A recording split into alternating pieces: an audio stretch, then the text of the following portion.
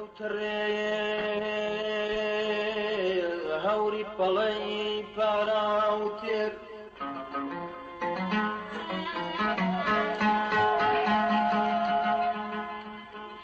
بە فرمێسکی بای بە پەلەی لای گەرمە زێر سنگتەر بوو تەکان نەربوون وەکو لاوێ لە ڕێگای ئاواتی چەند ساڵەی جێماوێ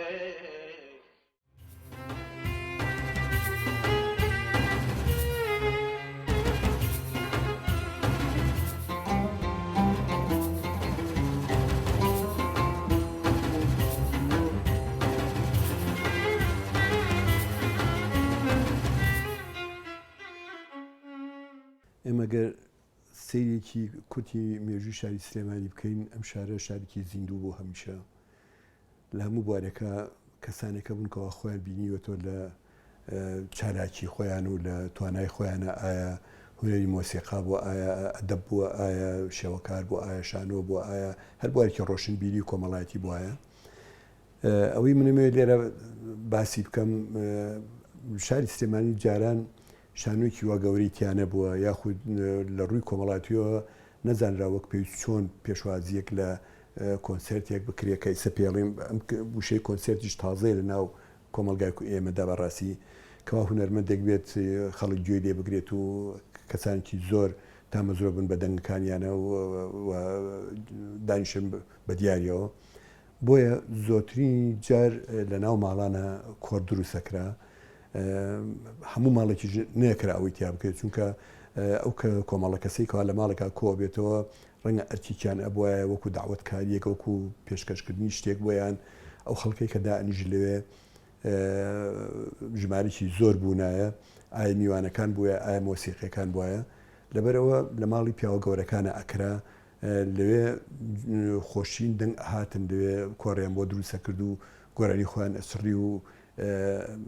بەیانی هاتن دەوێن لە ماڵی فڵان کەس ئیمشەو گۆرانیمان وتووە ئاعتیزازیان پێوە کرد ئەم حاڵەیە زۆر بەردەوام بۆ بەڕاستی ئەوەی کەوا من ڕاستە و خۆ دیومە ئەو جۆرە جوانە لە سەرەتای شەستەکانەوە بوو کە لەگەڵ تیپی مۆسیقای مەولویدا لە کۆتایی تیپی مۆسیقای مەولویدا لەگەڵیانە دانیشتم لە هەندێک جێگە لە ماڵانە یا لەگەڵ هەندێک لە برادار و دۆستان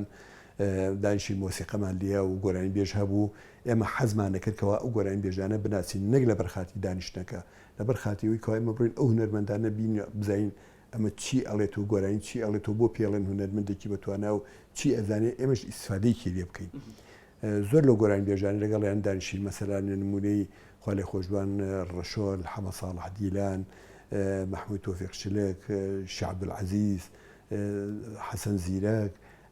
زۆری تر لەو گۆرانی بێژانی کەوا لەو سەردەمانەدا باو بوون ئێمە بە چاوکی عجاب بوو کە گەنجێک بووین تازات بووین و کۆڕی مۆسیقەوە سێرمانە کرد ئەحمەدی میرزا کە ئەکاتە خەزورم باوکی خێزانەکەم زوربەی زۆری ژیانی هونەری باوکم لەگەڵ ئەحمەدی میرزایە بووە لەگەڵ کاک حەمە ساڵح دیلانە بووە زوربەی زۆری شەو ئەچوون بۆ ماڵی چۆخا اسماعیل کە لە اسماعیلی تەلان کە لە قەزای دوکان چۆخا اسماعیل باوکمی زۆر خۆش ئەویش بەهۆی هونەرەکەی و بەهۆی شخصیاتی باوکەوە کە لە شاری سلێمانیە خەڵکی ئەسلی شاری سلێمانیە بۆ کەس نەبوو لە دیوانەکە لە دیوەخانەکە گۆرانی بڵێ بەس کە باوکم ێبینێ ئەگوم ئەم دیوەخانی ماڵی محمود تۆفیق شلکە بە کافە تەسەڕوفات ئەتوانێت چیا بکە ئێتر لەوێ شەوانەیە هەر عینەنشت کاک ئەو ڕەحمانە شێتە هەیە لە کۆیە پیاوێکی زۆر بەڕێز و زۆر خۆشەویست بوو ئەهات بۆ لای باوکمی ئەبر لەگەڵ خۆیان ئەچوونە کۆیە لە کۆی عینەشت ئەو مەجلیسەی کە لە سلێمانیا بەڕێز و احترام دروستەکە لە ماڵی چۆخا اسماعیل هەروەها دروست ئەکراوە لە کۆیەش لە ماڵی کاک ئەو ڕەحمانە شێتە بەڕاستی ئەوە من داوای لێبوو نەکەم کە قسەیەکەم ڕەحمە لە قەبرەکەی بێ پیاوێکی زۆر بەڕێز بوو زۆر خۆشەویستی باوکم بوو هەموو سەفەرێکی سلێمانی ئەبوایە باوکمی بردایە بۆ ئەو سەفەری ئجا من بیریشمێ لە ماڵی کاک شێخ ڕەوفێ شێخ ڕەوف وازانم نەماوە لە ژیانە تەمەند درێژە بێ مناڵەکانی ئەوی شەوێکیان بیرم یە کە چوینە ماڵەکەیان شێخ ڕەوفی پێڵاویان پێ ئەوتن پێڵاوی ئەفرۆش لەسەر جادەی مەولەوی بیرم نییە مشکۆیان بان کردبوو ئەو شەوە منیش لە حزوری باوکما چوومە ئەوێ دانیشتم مشکۆ ئەو گۆرانی هینی و لە دەرد و میحنەتی فرقت گەلێ لەم حاڵە بێزارم ئیتر بەڕاستی من ئەوەش زۆر چوە دڵمەوانێ ئەوەش چوە لەناو ژیانمەوانێ لە هەموو مەجلیسێک و لە هەموو دانیشتنەکە ئەو گۆرانیش ئەڵێم ئەوە جێشەکە لەو ماڵانەی کە جاران دانیشتنی هوەر و دانیشتنی خۆشەویستی و گەورەی ئەو هونەرمەندانە لە ماڵانە دروست دەبوو. من قسەیەکی شەکەم کاکناسی ڕەزازی بەدەمی خۆی باسی کرد لە ماڵی ئێماوتی من کە بووم بە هونەرمەند لە ماڵانە بووم بە هونەرمەند.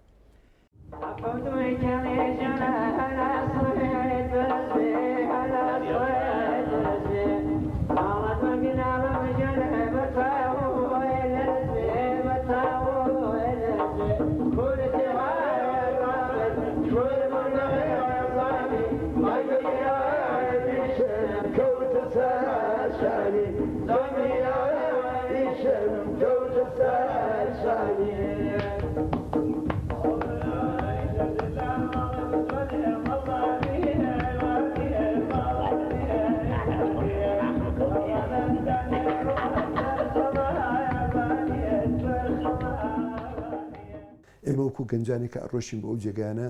ئەمانویست لە شخصەتی هونەرمەندەکە تێبگەین چی ئەزانێ چی ئەڵێت لەگەڵ ئەوەشە ژێ کورسەکان پڕەکرا لە تۆمارکردن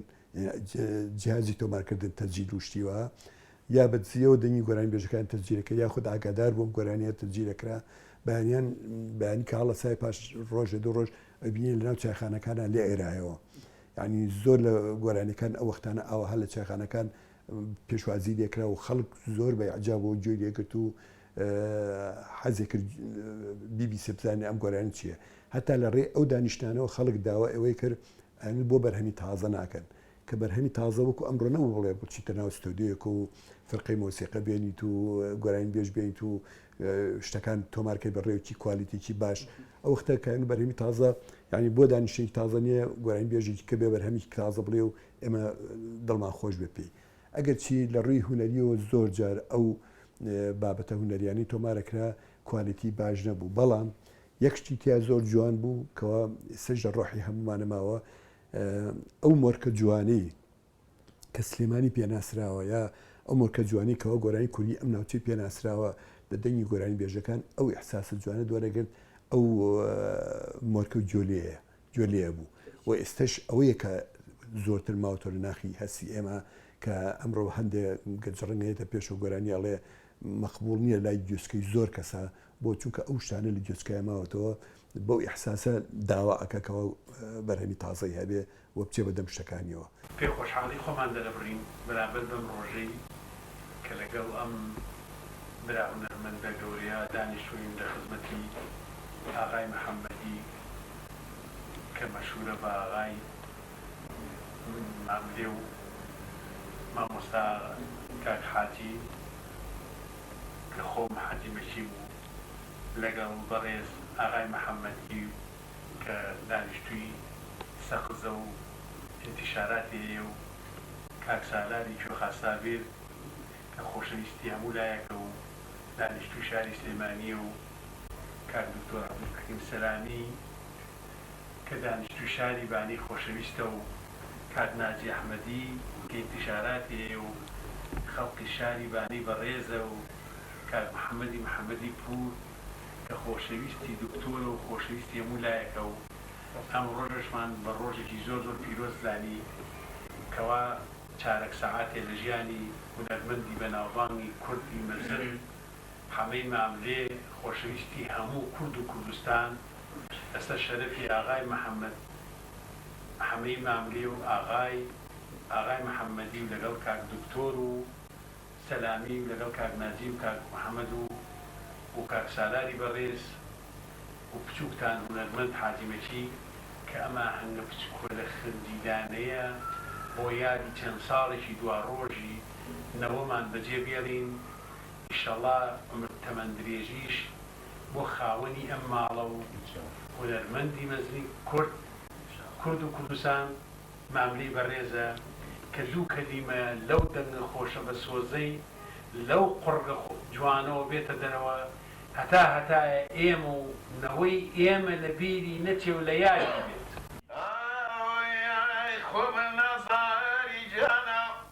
خاقانی چینە ئێستێغاری بیجانە ڕووی زۆی زەمینە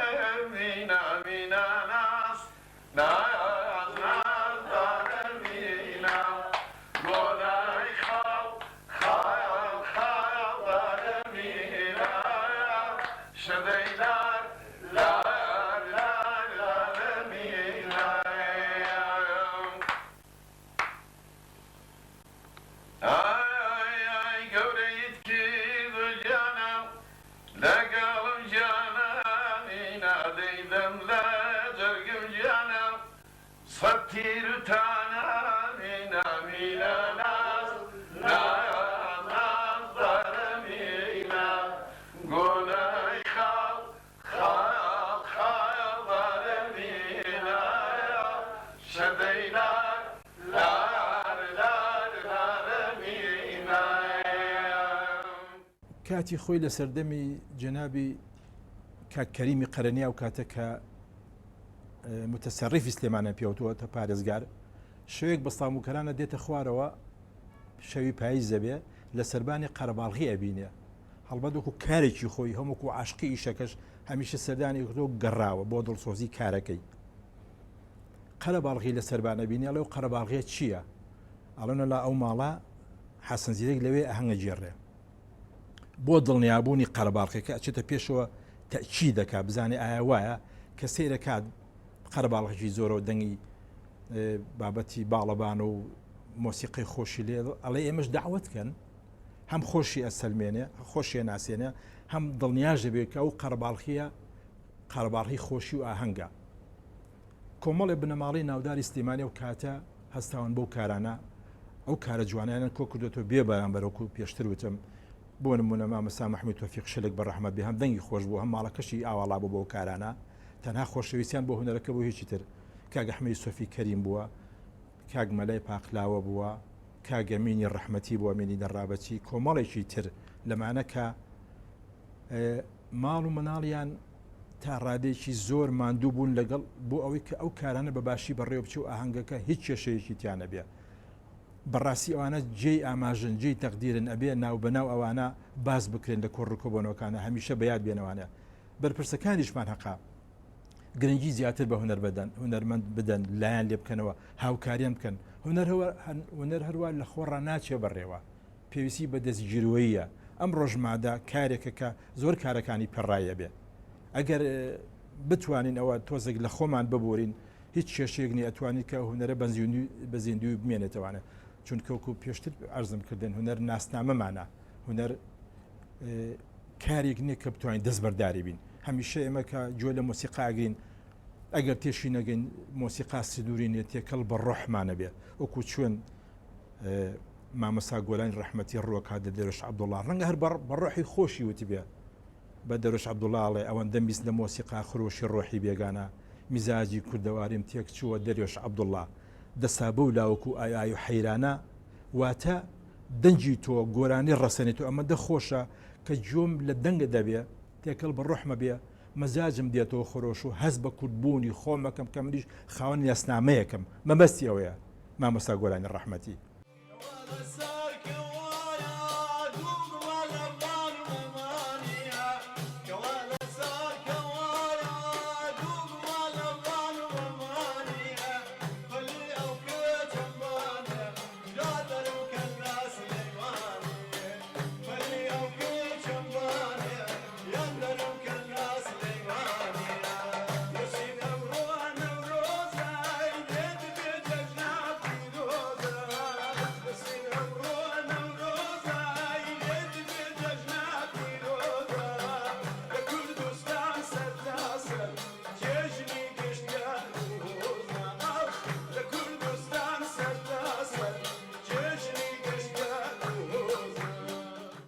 لە تاڵانی کۆنا کە گۆرانی تزیکراوە گۆرانی دانیشتنی ماڵان بە بۆنە و مناسەبات و بە بۆنەی لەدایک بوونی مناڵی و خەتەرانی مناڵ و ئیتر بە بۆنەی ناولێنانی مناڵ و ئیتر ئەنواع و ئەشکاڵ دانیشتن هەبووە بە بۆنەی ئەو شتانەوانە ئەو هونەرمەندانە کێ بوون لە سلێمانیا گۆرانیان وتوێ ئەو هونەرمەندانە لە کۆنە حەمەد رەزا هەبووە ناصر ڕەزا جێوە محەمەد عەملی هەبووە حەسەن زیرەک هەبووە ئەمانە هەموو لە سلێمانیا هەموو لە سلێمانیا گۆرانیان وتو هەموو شیما هەیە بەڵێ زۆربەی ئەو ماڵانە کێ بوون کە میواناری ئەو خەڵکانیان دەکرد وڵای زۆربەی ئەو ماڵانە زۆر هەیە وەکو ماڵی ئەحمەدی تۆفی کەریم وەکو ماڵی جەلالی حەڕەش ماڵی عوسمانی عەبەدەلاک لە ساڵی 84 و 85 و تا 96 و ئیتر تاوەکو ئێستا بەردەوامی تەجیکردن ئەو تا جیازی متەتەوەریز نەبوو هەر تەجیلی بەکرا هەبووە ئەم تەجیە بەکرانە تەجیلمان پێکردو و دانیشتەکانی زۆریشی بە تەسویر هەمانە بەعدێکی علاقاتی ئەو وەختە زۆر ماڵان هەموو یعنی یەکتریان خۆشەویست ئەچون بەلای یەکتر ئەم داوەتی ئەو یەکرد ئەم داوەتی ئەوە کرد وەڵای ئەو بەرهەمانە هەمووی لە کۆنەوانەیە کە من پاراستومە دەخوان دیکەی هەزار شتی بەکرەم هەیە لە ماڵەوە ئەمە هەمووی نوتە کۆنەکانی تایە پاراستومە تا ئێستا وەکو شەو پاراستووە وەڵای وەکو هەمویان بە زۆری گۆرانی بێژە کۆنەکان وەکو حەسن زیرەکە حەمەمام لێیە ئیتر حەمە ساڵا دیلانە ئەحمەد شەماڵە کەریم خەنزەیە زۆرمان هەیە یعنی لە حساب نایە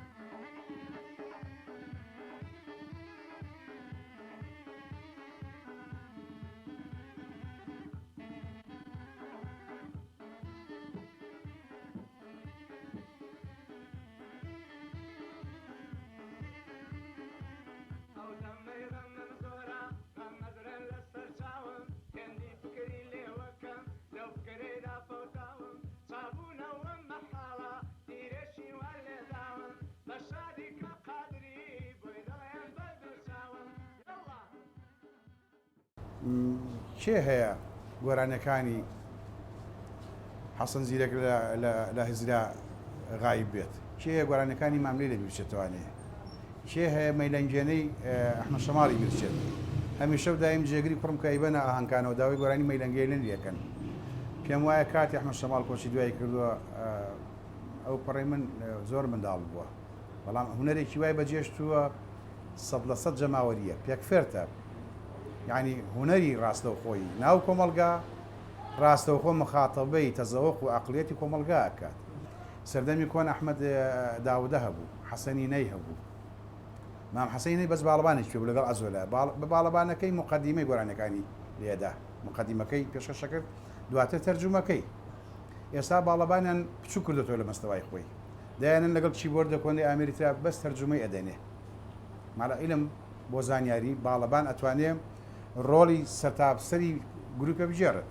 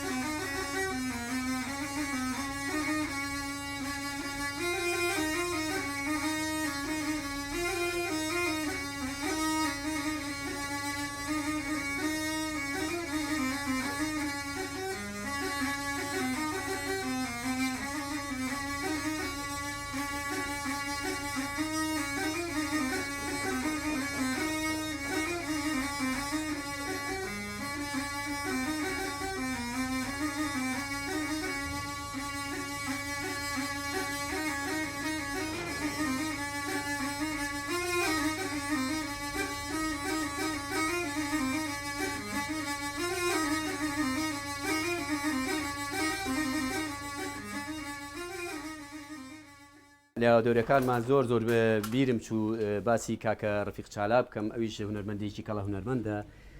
بەڕاستی ئەویش ژێشێک بۆ لە گۆرانی وێژەکان و لە هونەرمەندە گەورەکانی شاری سلێمانی جا من زۆر عاشقی گۆرانەکانی ئەوم و زۆر عاشقی دەنگی کاک ڕەفیق چالاکەم حەزەکەم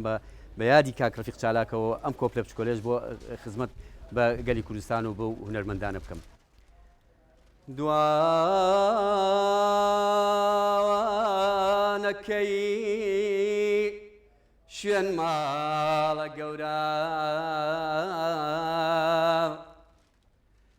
سەرە و خوار ئەڕۆی بە پێچ و دەورە لە ڕاگوزەرتا بە دڵی پرخەمە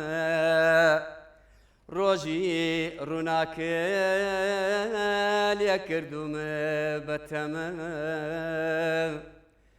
بۆچ پێم نانوێنی وێنەی فۆتۆگراف وێنەی شیرینی نازدارانی جاو توخوا ئاوەکەی بۆن گوڵاوەکە بۆ سەرچاوەکە کەمێ لاوەکە ئەناڵم ئەڵێم تۆ وەک ئاوێنەی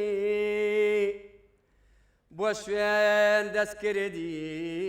کردگار وێنەی بۆچ پێم نانوێنی وێنەی فۆتۆگراف وێنەی شیرینی نازدارانی جاو توخوا ئاوەکەی بۆن گوڵاوەکە بۆ سەرچاوەکە کەمێ لاوەکە ئەمە یەکێکە لەو گۆرانیانە خۆشانەی کە من زۆر زۆر معجیبی پێم بەڵام من بەڕاستی ئەوەی کاگرافی قسالک هەر ئەوەی لێ ئەزانم داوای لێبوردنەکەم وەختی خۆی ئەم کاتتانی حەسن زیرەکیان زۆریان بەغەڵەت ناوەخێنراوە مەسەلەن کاتێتی ماڵی ئەحمەدی تۆفی کەریمە نووسا ماڵی حاجلایمی چۆرمەگە بەغەڵەت ئەو حەسن زیرەکەمان هەیە ماڵی ئەحمەدی تۆفی کەریمە ئەو بەکرەکەیەتی لای خۆمە ئەوە تا لە سەرێتی ئەو ماڵی ئەحمەدی تۆفی کەریمە بە ناوی ماڵی حاجلایمی وڵاو بۆتوانێ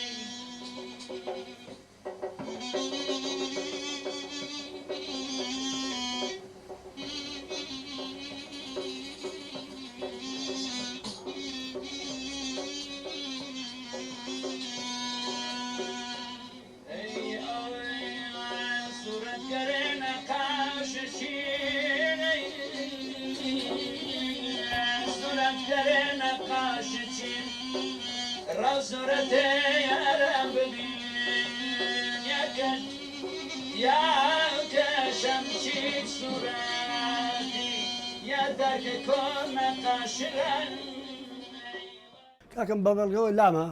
ئەو شتە ماڵی حاجبراهیم نییە ماڵی ئەحمەدی تۆفی کەریمە ئەو ماڵی حاجبراهیمی چەرمەگە ئەسڵەکەی ئەمەیە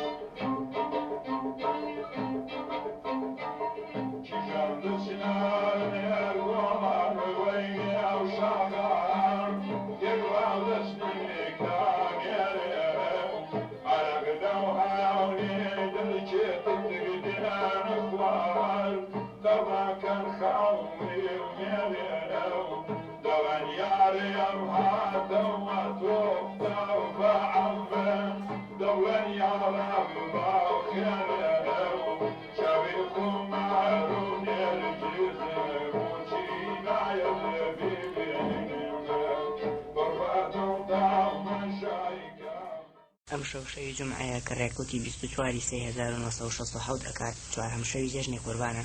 بە بۆنەی ئەوە کە کوڕەکەی شێخجەبار ناو نزار ڕێبوار چەند کەسێک کۆ بووینەوە بۆ ئاهەنگ لەگەڵ حەسەن زیرەک و هەمشەی دەم تەجیل کرد بۆ یادگار.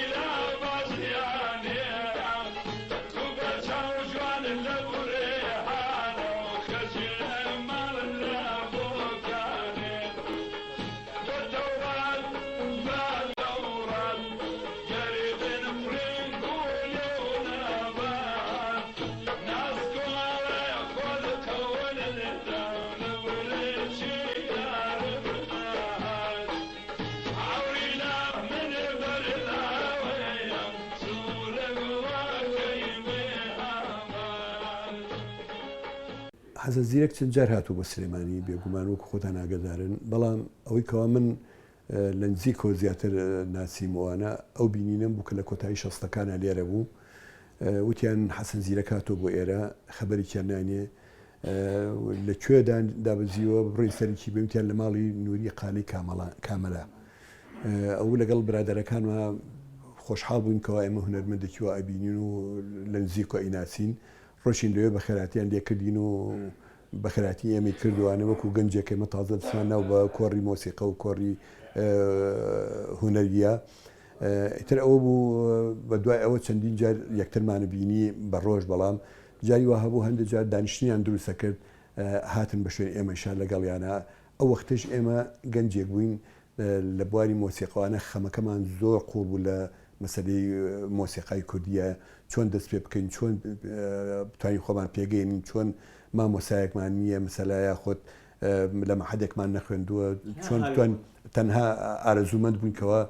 بتوانین ئەو ئیشانە جێبەجێکەین ئەوە بوو لە ناو ماڵەکانە زۆر لە ماڵەکانە داوە دەکراین لەگەڵیانە و حەسەن زیرەک گۆرانی ئەوت تەنانەت ئەوەنە مۆسیقی ئێمەی بەدڵ بوو ئەیوو دە سوپەنجەتان میرزادەم بیرە خاتەوە کەەوە لەگەڵما زۆرجار کاری هونەری کردووە لە یەکێک لە دانیشتەکانە لە ماڵی شەوکە ڕەشید بوو خوافیکە گۆرانی بەسەر مناوت ینی لە تەپڵی سەرمە تابنی پێم باسیە کردکەوە تۆ چۆن کەمانەکە لێم و ئەو ختە پەڵێکی سپی بەسەرمە بوو لە قژمە شعری بەسەرە هەڵا و ینی ئەو نعشتانە ئەوەنەی عجاویکی هەبوو لەگەڵ منە بە تایبەتی جاریوە هەبوو مەسەلا کە هەندێک گۆرانی و دێمە مۆسیقەمان بۆ لە شتی تازەکەریمان بۆ کرد لەگەڵ ئەو شتانی کە وەختی خۆی وتوێتی و ئێمە گەمان لێ نەبوو لە شتانە تو مەزەم هەمووی تەرجی دەکرا و بەیانیان ئەفرۆشایەوە ئیتر نازانم بڵاوەکرای لە چایخانەکان و لەم لەولۆلا